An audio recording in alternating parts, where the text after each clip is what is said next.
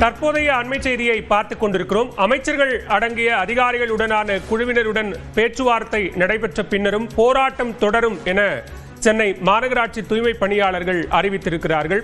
இத்தொடர்பான கூடுதல் விவரங்களோடு நேரலையில் இணைகிறார் சிறப்பு செய்தியாளர் சுபாஷ். பேச்சுவார்த்தையில் என்ன நடந்தது? தூய்மை பணியாளர்கள் தரப்பிலிருந்து முன்வைக்கப்பட்ட கோரிக்கைகள் என்ன?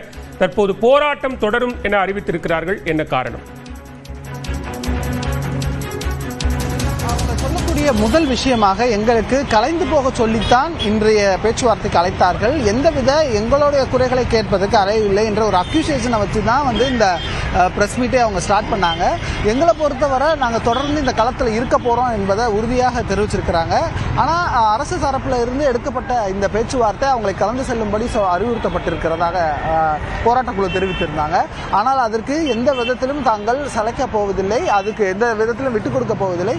தொடர்ச்சியாக இங்கே மாநகராட்சி அலுவலகத்துக்கு வெளியே போராட்டம் நடக்கக்கூடிய இந்த இடத்தில் தங்களது போராட்டமானது தொடர்ந்து நடைபெறும் என்பதை உறுதியாக அவர்கள் தெரிவித்திருக்கிறார்கள். அது மட்டுமல்ல பலா, மிக முக்கியமாக அவங்க சொல்லக்கூடியது நாங்கள் போராட்டத்தை தொடர்கிறோம் என்பதுதான். முடிஞ்சா கைது செய்துக்கிட்டோம் அப்படின்றதையும் அவங்க வாதமா வைக்கிறாங்க. எங்களது போராட்டம் இந்த இடத்தில் நிச்சயமாக தொடரும் என்பதை அவங்க உறுதிப்பட தெரிவிச்சிருக்கிறாங்க. காவல்துறை அதிக அளவில் குவிக்கப்பட்டிருக்கிறது. மாநகராட்சி அலுவலகத்திற்கு உள்ளேயும் சரி வெளியேயும் சரி தேவையில்லாத வாகனங்கள் உள்ளே அனுமதி கிடையாது. மாநகராட்சி வாகனங்கள், காவல்துறை வாகனங்கள் மட்டும்தான் உள்ளே அனுமதித்து வெளியே வருகிறாங்க. அரசு அதிகாரிகளின் வாகனங்கள் உள்ளே போயிட்டு வருது. மற்ற எந்த வாகனமும் உள்ளே அனுமதி கிடையாது. இந்த பெரியார் சாலை மிக போக்குவரத்து அதிகமாக இருக்கக்கூடிய சாலை. ஏன்னா சென்ட்ரல் ரயில் நிலையம், எக்மோர் ரயில் நிலையம், ராஜீவ்காந்தி அரசு பொது மருத்துவமனைன்னு போய் வரக்கூடிய பாதையை இப்போ 2 வழியாக பிரிக்கப்பட்டிருக்கிறது.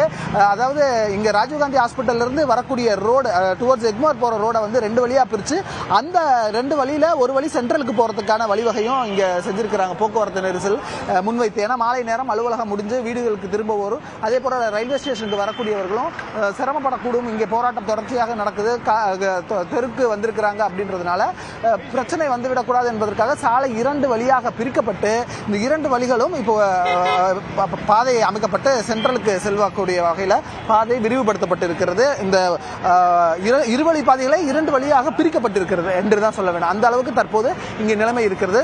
தொடர்ச்சியாக என்ன செய்யலாம் என்பது தொடர்பாக உள்ள அமைச்சர்கள், மேயர் ஆகியோரும் பேசி வர்றாங்க. அதையும் கவனத்தில் எடுக்க வேண்டியிருக்கு.